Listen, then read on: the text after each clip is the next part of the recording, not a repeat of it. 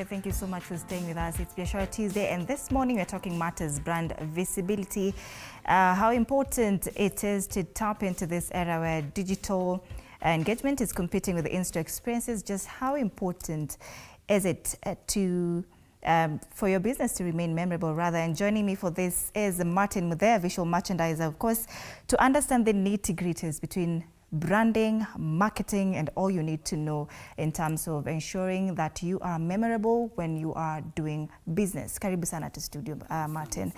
I want us to start on a very, very basic place, yeah?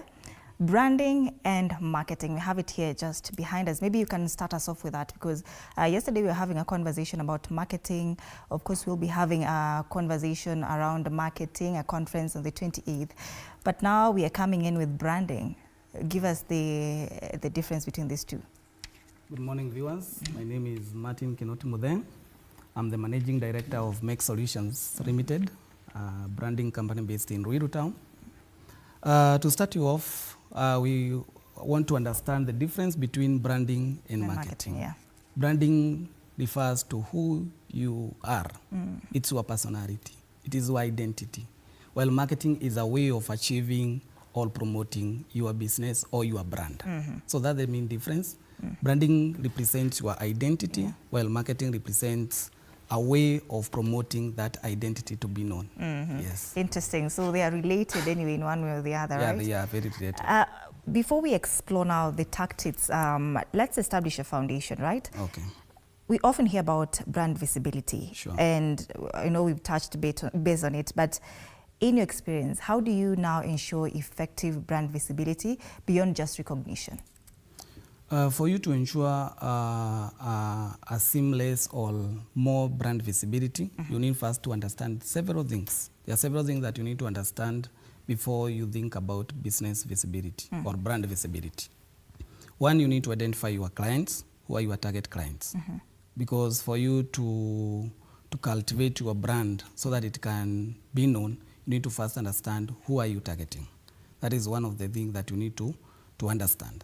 Second thing, you also need to understand, you need also to understand the budget, the budget that you have to promote that particular brand. And several other things that you need to consider include, I want to give so many things here. All right. Let me refer.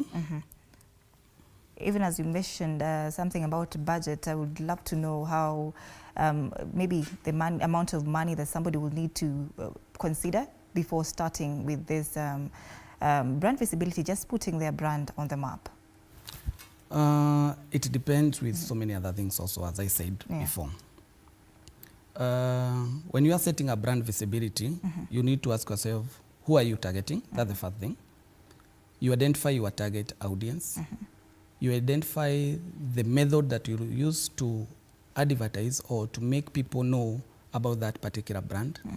You also need to consider about the budget, as you talked about. But now, in the question of budget, how it depends with the method. If you use maybe television, for example, there's a particular budget that goes with that.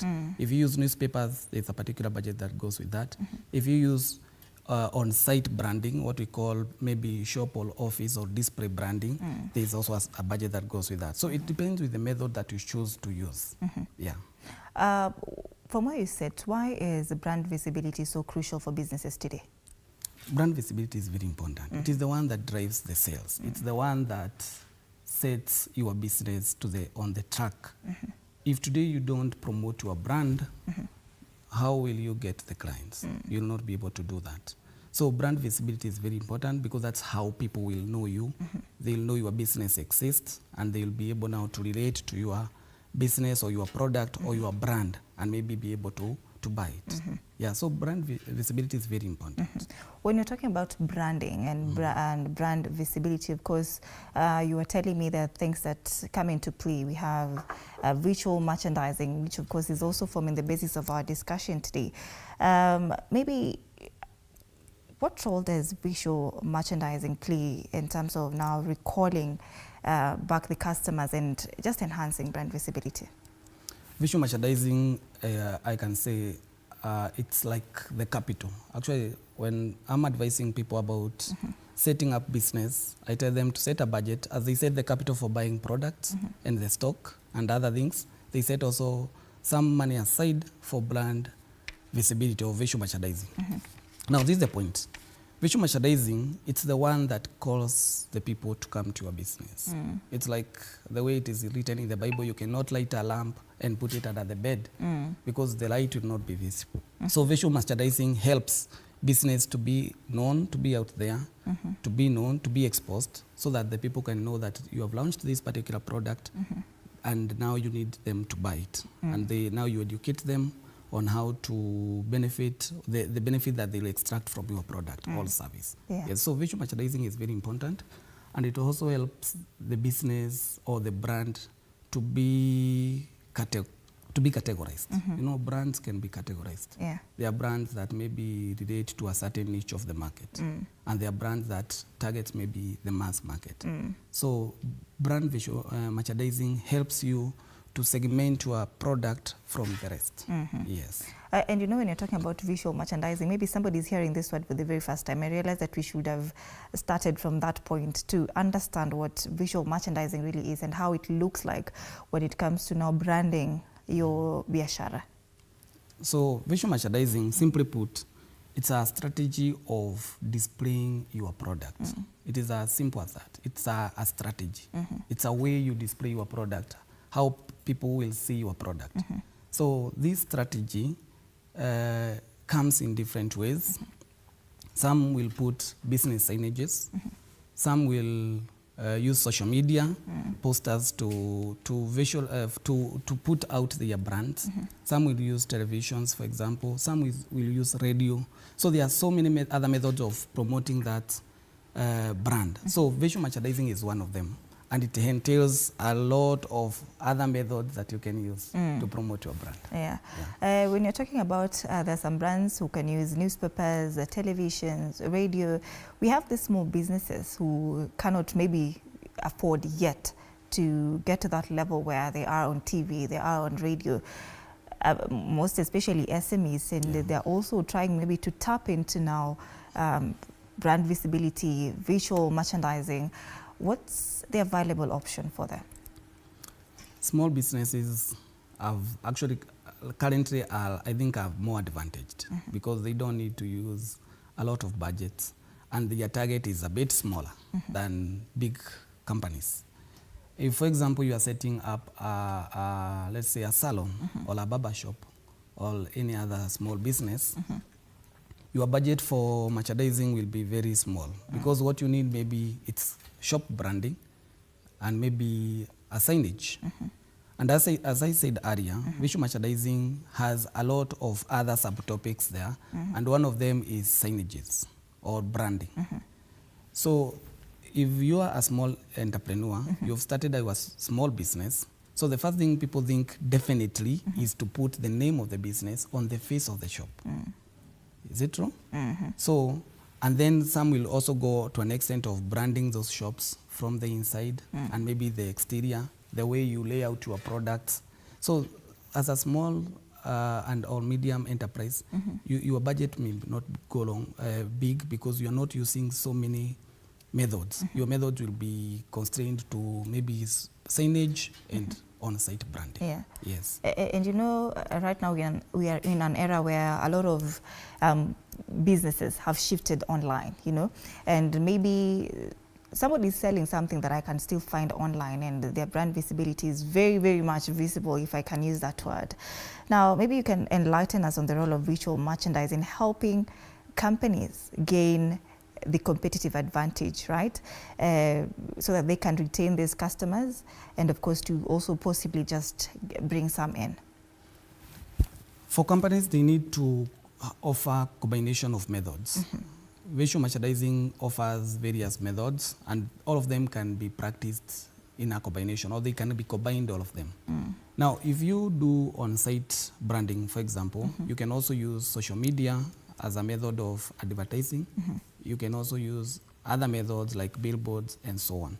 So for companies that are maybe, let's talk about small companies, for example, they can combine the methods. They don't need to specifically say, for me, I focus on social media only, because social media is just one of the strategies. But remember, it combines also with branding of maybe the display branding, or even the signages, or even road shows, or even influencers. So the companies should combine the methods. If you are small, you don't need to rely on one method of visual merchandising.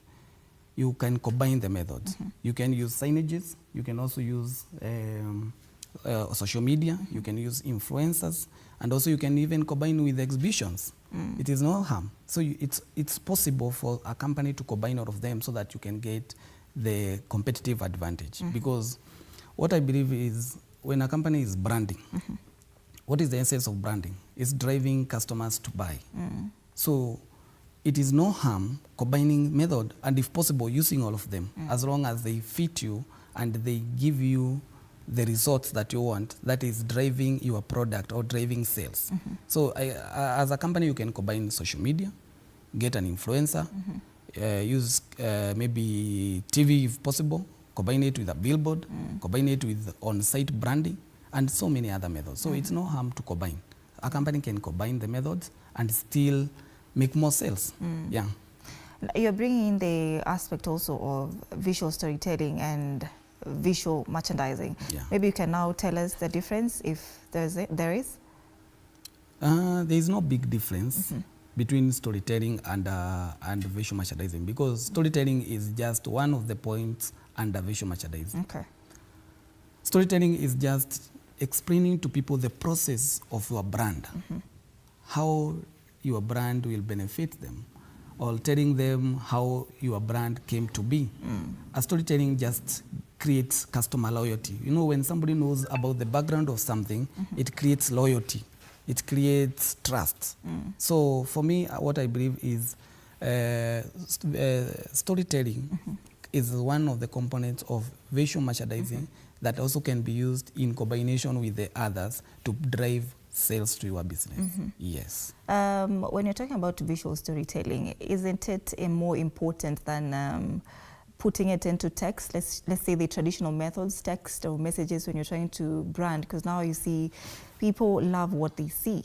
Okay, some react to what they see. When you're talking about seeing it on TV, seeing it on TikTok, on Instagram, is visual storytelling the better path to take? It is a better path to take, but we shall not restrict ourselves to visuals that we see only. We can also incorporate what we hear.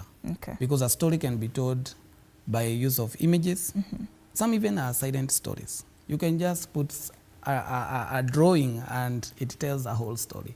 So a story can be told in either way. It can be visual, what you can see, what you can hear, sometimes even what you can feel. Yeah, so a story can be told in either way. It is very important, as long as it reaches the aim of driving customer to your product. As long as it does that, then that is very important and it can be used. Yes. Now, is visual merchandising an art or strategy? Now that we've touched on artistic factors that, factors that touch on this, including display, storytelling, would you say visual merchandising is an art or strategy? It's an art. I say it's an art because it's not a strategy, because when I was learning, I know of different, actually 4 strategies that are used. But visual merchandising, it's not one of them. It's I believe it's an art. It's a way of doing things. It's what relates to the customer. Because I look at the current market nowadays, and I realize the way people used to market before and how they market now, it's totally different. The way companies brand right now and the way they used to brand then, it's totally different. So it's an art that keeps changing. For example, before social media came, companies used to do what? To employ artists and draw some drawings, and then that one could be a very big thing that time. Nowadays, you are incorporating storytelling. People are coming to discuss about a product. They are showing even the process. Like I check on social medias of some people who do same business with us. I see they try even to show the process of how that thing is done. From raw materials, you bring it to production until the clients get the final product and the feedback that that client gives. So visual merchandising is an art. It's a way of showing things. It's not a strategy, because when we talk about marketing strategies that companies use, I just categorize them in 4 personally. I talk about differentiated, where just you differentiate your product from the rest by different method. I talk about targeting specific person, customized or personalized. I talk about the one that targets mass market and the one that targets a certain niche in the market. So it's a whole thing, it's a whole strategy, but visual merchandising, we cannot say it's a strategy, let's say it's an art. It's an art. It's an art, yes. You've touched on social media. You see people doing the same thing that you do, taking people step by step on how to get this on.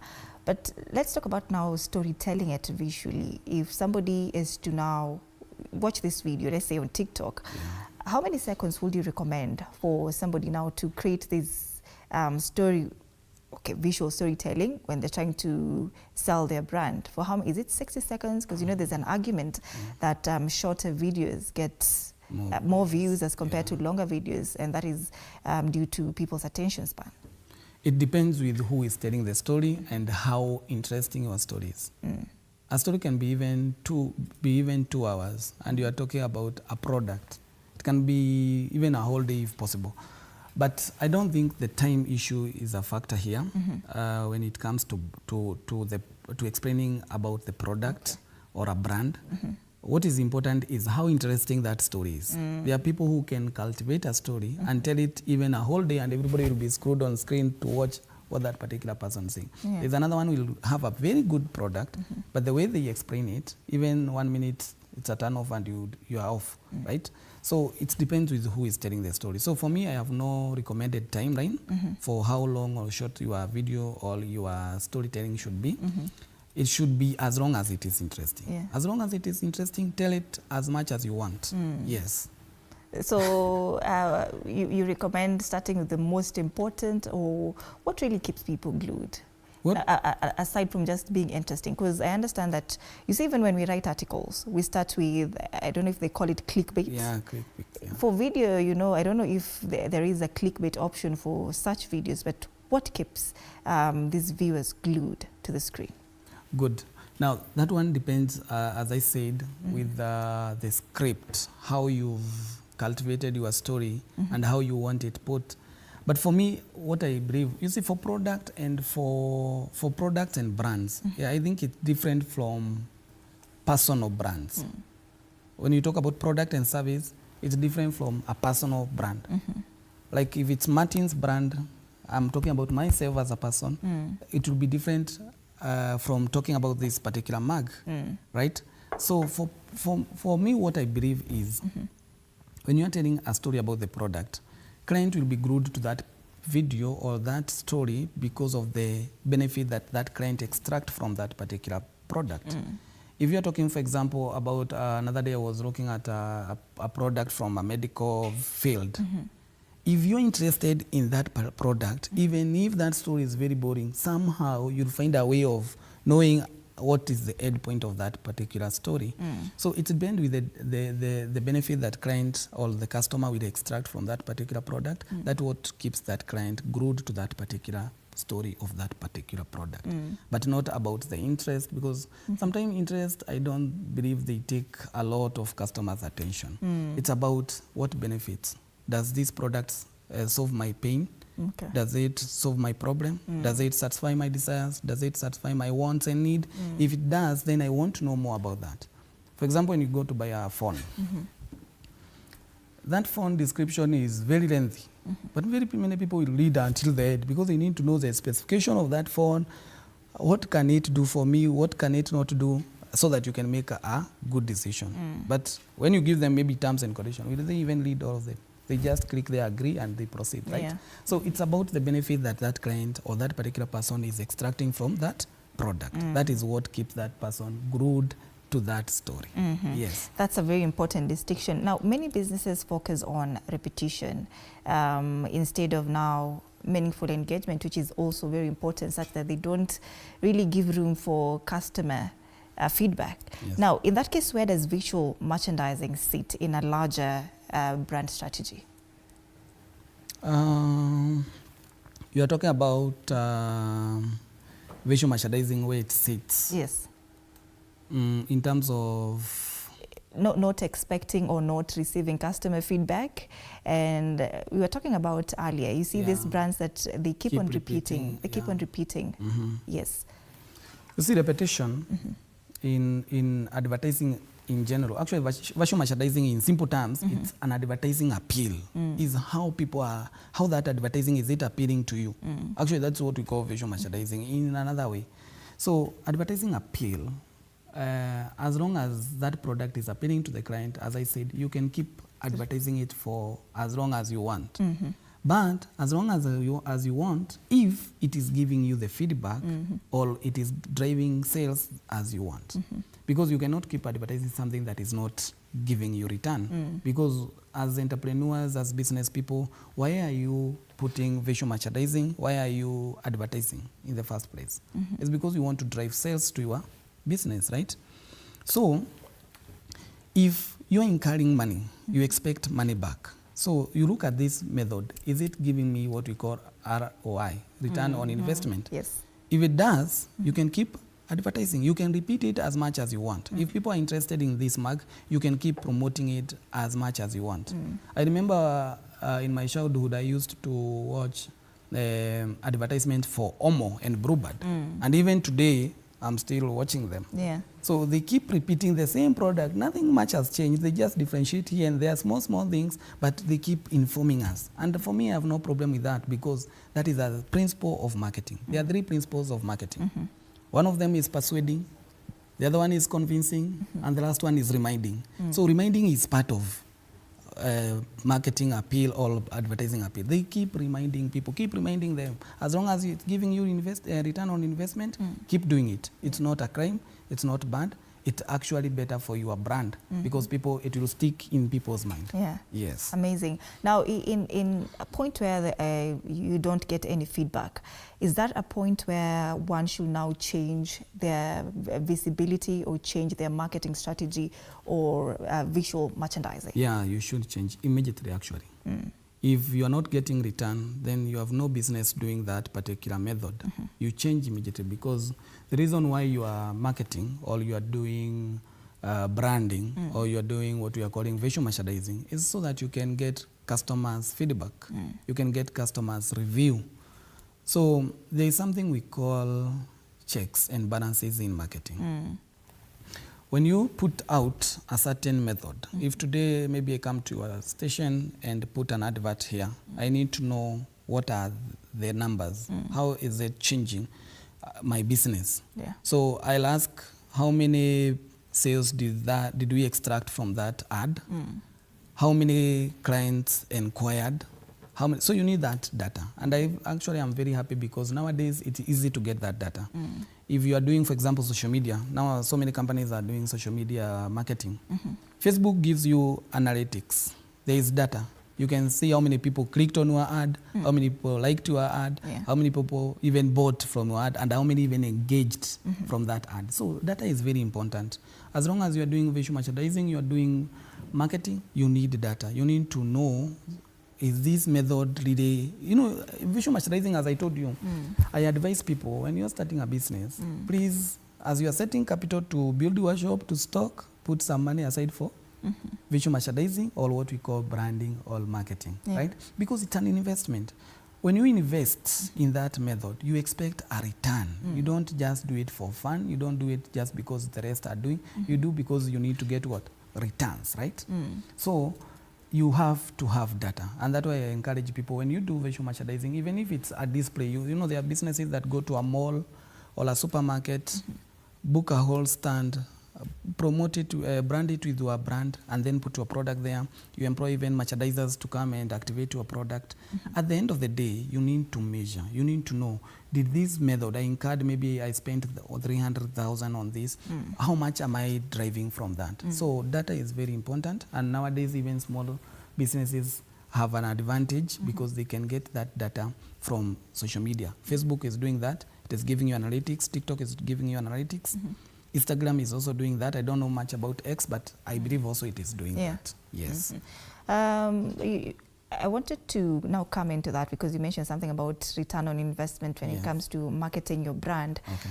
You touched on data and why it's important to measure your whatever you're trying to sell. Yes. Now, how does one measure exactly the success of effectiveness of visual merchandising in a company? For me, I think it's very easy. It's very easy. If I'm selling, for example, this mug, this one in branding, we call it a normal mug, and it's branded. So this normal mug, if I promote it today, I put a social media poster, or I pay some influencers to activate the product, or I put an exhibition in a certain busy mall, or I do a signage talking about this mug, or I put a billboard on the road talking about this mug, or I do all other things talking about this mug. How will I know that this mug, those methods that I've used are giving me return? One, if I'm having 10 mugs, maybe I'll have sold 8. So I'm left with 2. I'll know my methods are working. Maybe if I used to sell 8 mugs in 8 days, today I sold it in 2 days, then it's an advantage. It's a data. It is telling me something really happened. The turnover of the stock really went faster than slow. So there is, for me, I believe for businesses, you can measure. If you're not able to get those statistics like on social media, when you're using other methods, check your stock. How is your stock turnover? How is it moving? You used to have maybe 2 bales of mtuba. Today you're having one after just 1 week after doing advertisement. Then it means something happened, right? Yes, and sometimes it is very hard to get that data, especially when you are using non-technology method. Like, for example, a road signage or a road billboard. How many days do you expect a road signage to give you feedback?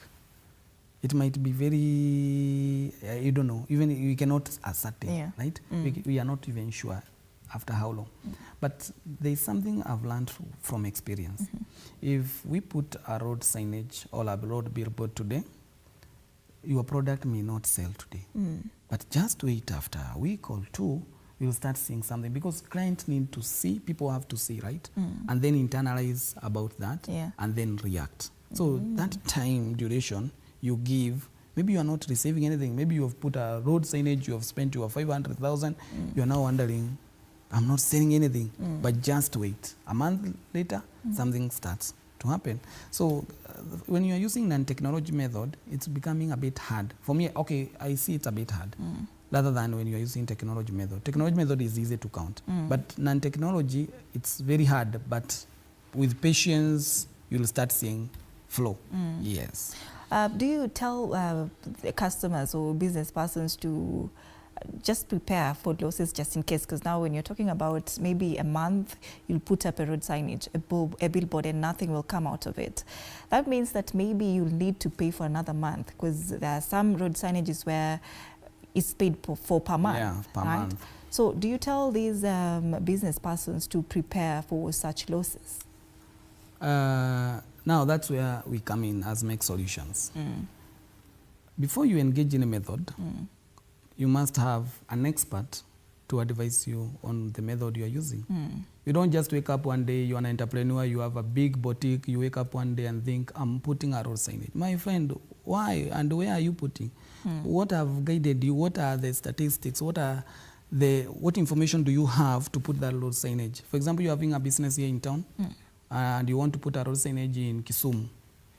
Now, my friend, how do you expect to make sales from that? That will be a loss. Actually, a well-calculated advertising appeal will not make a loss. A well-calculated. That's why I encourage people to hire experts.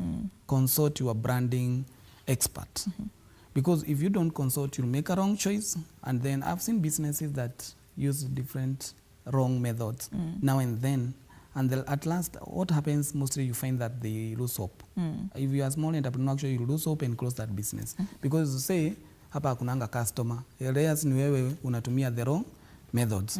Now, for example, I gave an example of a boutique and then you put a billboard in Kisumu. Now, take another example. You have a business maybe in town or somewhere around Thika Road, and then you put a big billboard advertising maybe a product that is, let's say you are in a Christian environment setup, and then you advertise maybe hijab on a billboard. Now, do you expect people to come? That one will give you a loss. So for me, what I encourage people to do, especially before you set up an advertising method, make sure you consult your branding person.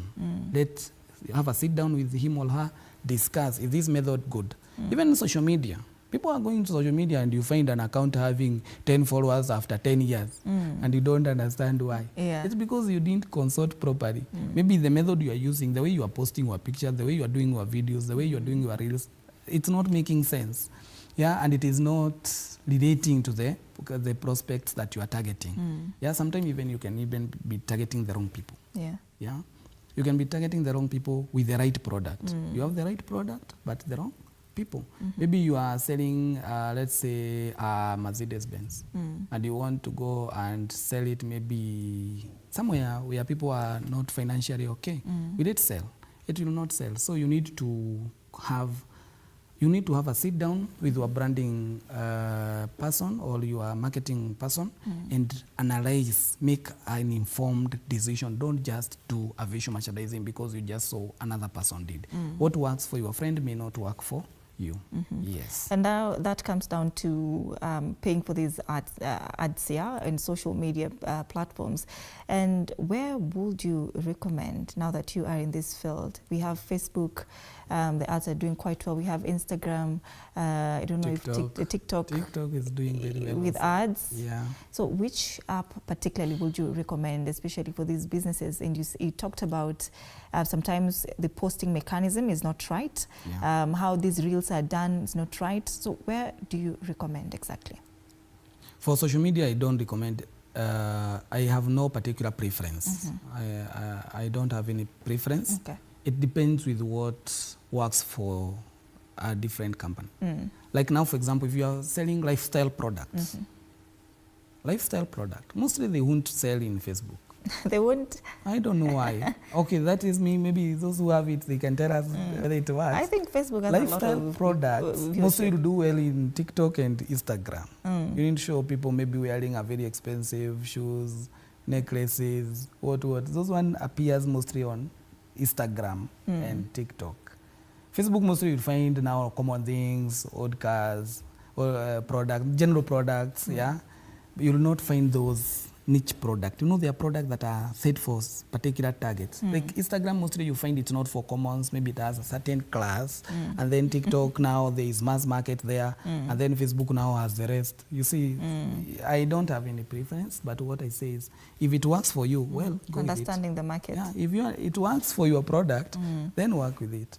If it doesn't work, then go to the next. Testing waters, just testing with all these. That one I have no actually a certain answer. That go for Facebook, go for Instagram, go for TikTok. No, I don't have. But as long as it works for you, just use it. All right. Talk to us about color psychologies, because when we're talking about visual merchandising, color psychologies play a very great role there. Now, how do businesses leverage color in their merchandising strategies to ensure that they evoke customer reactions? Yes. This one now comes down to the very first step of setting up your brand. When you are setting up a logo, maybe TV47 logo, Make Solutions logo, Safaricom logo, any other logo, that is where now the colors start. Now, if your brand is an expensive brand, you want maybe, let's talk about kinyozi. You have a very executive barber shop or very executive salons. Most of you've seen them. What they use is, I don't know who brought this idea. They'll go for black and gold and think that one is very executive. You'll find them using black and gold. Everybody black and gold. All executive kinyozi or salons, black and gold, because they think maybe that one is more executive. Okay, black and gold, it is true. They are colors that are considered loyalty, appealing, loyal, executive, a bit classy. It's okay to use them. But sometimes you can color block with other colors to make it also look appeal or look good. For example, if you are doing an agricultural product, you are selling vegetables. Will you package or brand your package your product in colors painted red? Mostly no. Because red and agricultural products, surely they don't even go together. So you'll mostly get something greenish, right? Yeah. So color coding is very important, and that's why I say before you set up a business, and if you know your product, maybe for example you are doing a product maybe about fire extinguishing, will you go for yellow? Will you go for green? Mostly you go for red. Yes. Because that one is what signifies a fire-related product. So color coding is very important for every business, for every brand. So before you sit down with your graphic designer, make sure the colors talks about your personality. And that is where brand comes in. Brand, as I said in the start, it's your identity. It's your personality. It talks about what do you stand for. That is your product and it's your brand. So when you're starting that brand, make sure you put colors that talk about you, that talks about personality of that particular product. So make sure you use the correct colors. Don't color block with other things that will make your product look off. Yes, so color coding is very important, and every business should take it serious because it's the one that sets the mode or the mood of your product. Yes.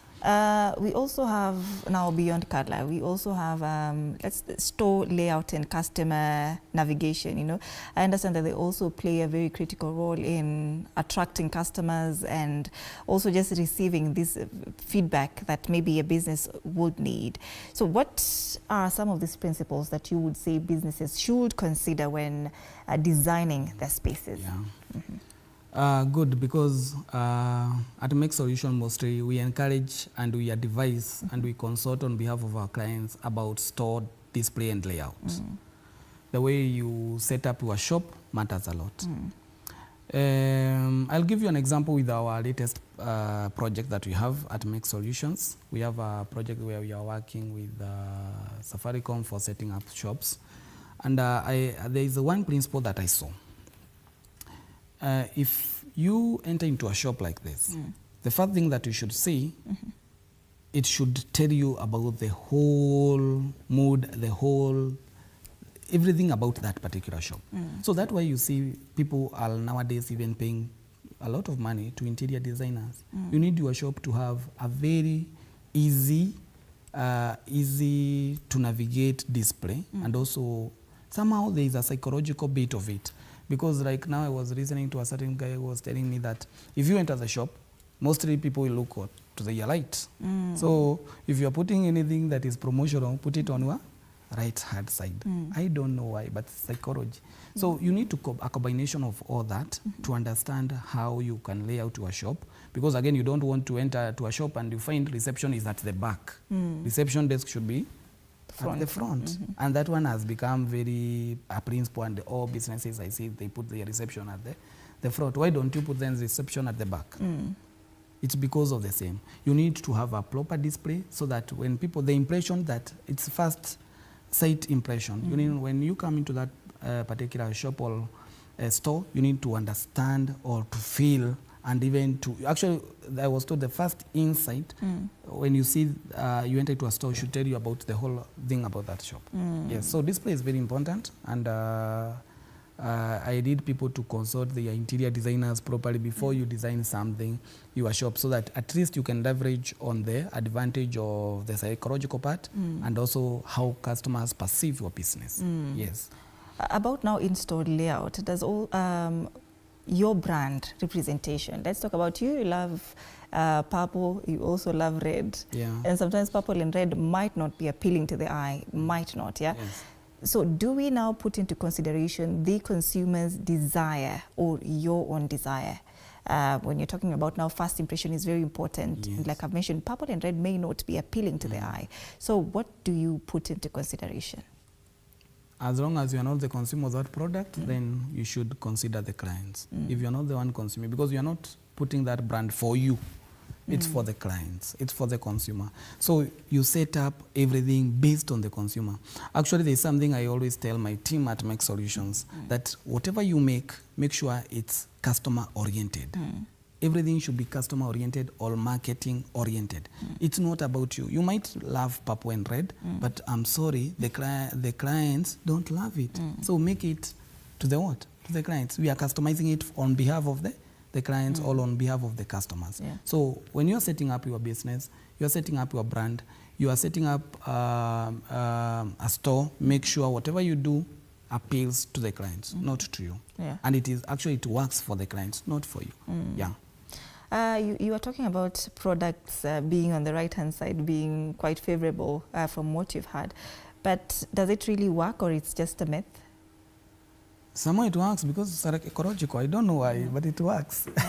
So it Somebody works. getting into a store and looking you first check thing on the right on the side. right, yeah. So go to any store today, walk into any supermarket. Promotional product most will be on your right, or some on your left. I don't know, but they put it on the right. I don't know why.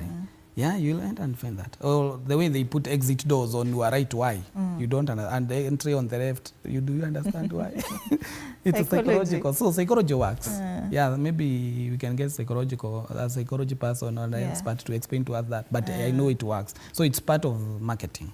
Yeah. Or maybe it's because it's the dominant side of the body, the hand. All right. I don't know. I'll try experiment that today. Yes. That brings me also to impulse purchasing. Now, how can businesses design their merchandise to ethically encourage or maybe just impulse buying? Because, economists would say that impulse buying is not good for the consumer. Yes. But for businesses, and we were having this conversation with you earlier on, and we had tukavrutana. And this works very, very well for businesses. Now, how can they encourage unplanned purchases with this visual merchandising? When you brand your business or when you promote your brand, why are you doing it as a first place? So that you can get people to buy.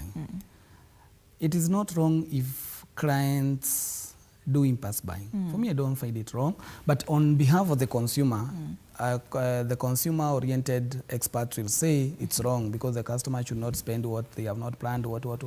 But business-wise, looking at it from the business perspective, I don't see anything wrong with it because I understand why clients buy. For me, I try to understand why is this client buying. One, the client is buying if that product solves his problem, all right? Or if it satisfies his ego or his desires, or if that product solves his wants and need.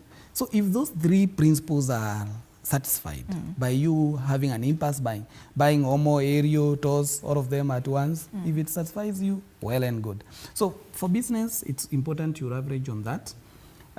If you can be able to make clients buy many products from your store, it's an advantage to you. But now that one requires a systematic, a well-calculated display. That way you find, you walk to a shop, the way you display your products will determine a lot. You'll find that products that are similar but differentiated will be on the same row. Another one will, maybe you can put complementary product. There is something that we do at our business. We call it combination products. For example, if you are selling a pen, you accompany it with a notebook. If you are selling maybe a SIM card, you accompany it with a credit card. If you're buying a phone, you accompany it with screen guard and phone cover, right? And maybe earphones or something. So product combination is one of the components or approaches that business can use to encourage consumers to purchase. Actually, it's not to encourage impulse buying, but to encourage them to buy more. Let's use that. You say when you use impulse buying, maybe sometimes it will also, italeta tena mvutano wengine. But how about sales, Is it also a way of branding or putting yourself out there? Because you see sometimes when we see businesses having these sales, let's talk about buy one, get one free, or buy two, get one free. Is that really a way of positioning themselves in terms of visual merchandising? Yes, it is.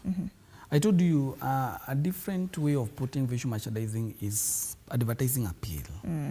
How appealing is your marketing strategy? Yeah. If buy one, get one offer is working, then that means it's an advertising appeal and it is appealing to people. Like now, I have a team at my company where they have to wait for Tuesday to buy 2 pizzas because if you buy on Tuesday, you get one, you buy one, you get 2, you get another one free. So they have to wait for Tuesday every time. So it's a good method. It's a way of promoting your brand or your product. So I encourage it. It's a way and it's a good approach. And well, if you well used, you see, again, you need to calculate. You don't just have to start today and say you are selling a phone, buy one phone, get one free. If it is not working, you'll go broke. Yeah. So you have, if it's well calculated, then use it. Yeah, offers are encouraged. Even promotions are encouraged. You see promotion where you are told, buy this, get points, get a loyalty point, or get something, get buy one, get one free, maybe buy a phone, get a phone case free. Those promotions, all of them are aimed at driving sales to your business. So you have to incorporate them. That's why I said in the beginning, visual merchandising or advertising appeal, you can use it in combination. You can combine all of them. If today you, like for us in our shop, we have Black Fridays. Black Fridays, we give discounts, 50%, 30% discounts on products. So if you, there are some people who will actually wait for Black Friday to come and purchase an item because they know they'll get a 30% or 50% discount. So if that method of advertising is working, then use it. So it's okay to use that method. Yes. Is it really sustainable? If you're talking about, okay, use it if it's working. If well calculated, it's very sustainable. Because you see what businesses do. They check their cost. Actually, there is no entrepreneur who will be stupid enough to just take a product and say, buy one, get one free without doing his math. They have to do the maths. If the maths are adding up, then it's sustainable. Yes. Now, let's talk about stagnation, because sometimes you can use one branding method or trying to create just a visual merchandise for your brand, but you notice it is stagnating. Now, what should a business now tweak to ensure that now they're recording sales, they're recording ROIs, like you mentioned? That one now comes back to what we said, analytics. Are you gathering data about that method that you're using? Because if you are a good marketer, or you are good, let's say in this case an entrepreneur, and you are evaluating your methods, if you put a lot signage and you see it's not working today, why don't you change and go maybe to something else? Yeah, so gathering data is continuous. And I encourage that. Every day get data. If we put for you a banner, a 3-day sign, if it is giving you customers, then continue using it. But if it stops, you need to change. You need to change immediately, because the aim is to make sales. So if something is not making sales for you, you have to cancel it. So keep gathering data, keep getting reviews every day. Even there are some posts, and I've seen this with so many other companies. There are some posts you post on social media. After some time you realize, oh, no. This one, it's not taking us the right route. Maybe you wanted it to evoke a certain reaction to the viewers on a certain path, and then it changes, it goes to a different method. So what companies I see them doing, they delete that message, that post or that post immediately. So it's not a crime or it's not wrong to change if something is not working for you as a business person. So if you find maybe the method that you are using for your advertising is not working, just change it. Yes. Talk to us about QR codes. Nowadays, we see them a lot sometimes in different stores. Yeah. How do they enhance customer experience? And maybe, does it work for the benefit of the business? Yeah, QR code is a new technology and I'm very happy about it. Actually, it saves a lot of hassle for businesses. Nowadays, you can just use your phone to scan a QR code and know everything about that company. You see, QRs are a carrier of information. They carry a lot of information behind the pattern. So any company can leverage on that and put the information they want. Even promotions nowadays. Another day, I remember we were having a promotion, buy from our website and get a discount. What people used to do is scan our website, go to that particular product, you buy it online, you get a discount. So QR codes is a very good tool. Actually, it's making marketing easier, because you can hide information behind that pattern, and when somebody clicks on it, then they get it. So I think it's a good technology, and if well used by businesses, it's a game changer. Yes. Maybe for now small businesses, let's go back to them. This customer friendly or things that they should tap more into now, aside from what we mentioned? You talked about waweke in-store, waweke hapo, maybe outside. Signage, yeah, shop signage. Just outside whatever their shops. What other things are available for these SMEs? Anything that can carry your brand is important. Anything that carries your brand, including this mug. If it carries your brand, very important. It's selling. You don't know how many people will love this TV47 because of seeing this particular mug. If you wear a t-shirt, a branded t-shirt, and it sells your brand, it's okay.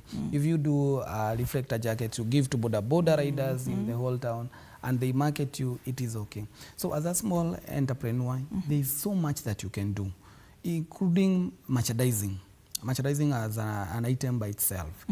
That is where now you put your brand into items, including pens, notebooks, phone cases, mugs, water bottles, hoods, t-shirts, reflectors, and so on and so forth. So if you are able, because again that is a very expensive affair, because maybe buying this mug is not one bob. Yeah. So it's an expensive affair. If you can afford and your marketing budget can allow that, then use it. I've seen companies that look at politicians, what they do. Let's go, that is the most known case. Politicians would do a lot of reflector jackets and t-shirts and give everybody. Within a day, that party is known everywhere, right? So it works. Even for business, it can work. So if you are able to afford that, brand for them reflectors, brand for them pens, brand for them notebooks, brand for them t-shirts, give them. So those are giveaways and they sell a lot. Yes. So it's a very important tool to be used by people, by business people for marketing. Yeah. It's even cheaper if you do say so. Looking at it compared maybe to coming to such a television is cheaper. Yeah. Yes. Yeah. Let's talk about now the mistakes, now that we've talked about things that they should do, or also things that they should tap into, right? Yeah. What are some of the mistakes that visual businesses do when it comes to visual merchandising that they should avoid and that you see often? The biggest mistake that businesses do when they are doing visual merchandising or advertising appeals, one is choosing the wrong method. Or thinking, okay, let's first talk about wrong method. If you are running a small kiosk, don't go for something that works for Coca-Cola, for example. It will not work for you. So work within your limits. Don't choose the wrong method. Consult your branding guru. Consult your branding person to understand which method will work for me. If you are in a mall, there is a method that you can use there that will work well for you, rather than when you are maybe a road sign shop, right? So identify the right method of visual merchandising. If it's road signage, then it works. If it's a shop branding, then it will work. If it's in-store branding, if any method that you use, make sure it fits you. Another mistake that people make in branding, it's that thinking, if I employ this method today, 10 years down the line, it will still be serving me. It doesn't work like that. If you are advertising maybe today, I want to use an example of a product that expires very fast, like let's say a phone. Okay. Before then, we are using Nokia, yeah, that button phone. And then maybe Nokia had advertised, put a big signage around Kiabu Road, talking about Nokia, the button phone, right? Will it be working today? That Nokia thing? Absolutely cannot not. be working. So biggest mistake that entrepreneurs make is thinking that if I employ this marketing strategy today, it will be working for me forever. It will not work. Branding and marketing approaches need to be changed time and time, because the product is changing. You're also improving that particular business. You are not stagnating. You keep improving. So you need to change that particular method. Don't just stagnate to one method. If today you are branding the mugs and they are working, you don't think that the mugs will be working forever. You will need to change. So for me, I encourage business people and those who give us business mostly, I tell them, make sure your branding don't last for long. Make sure after some time you change, because you've grown. There is something you've learned. What you started last year, it's not what you know right now. So you are improving. So your product and your advertising method should also be improving. If maybe you started by doing social media poster, today you might want to do a reel.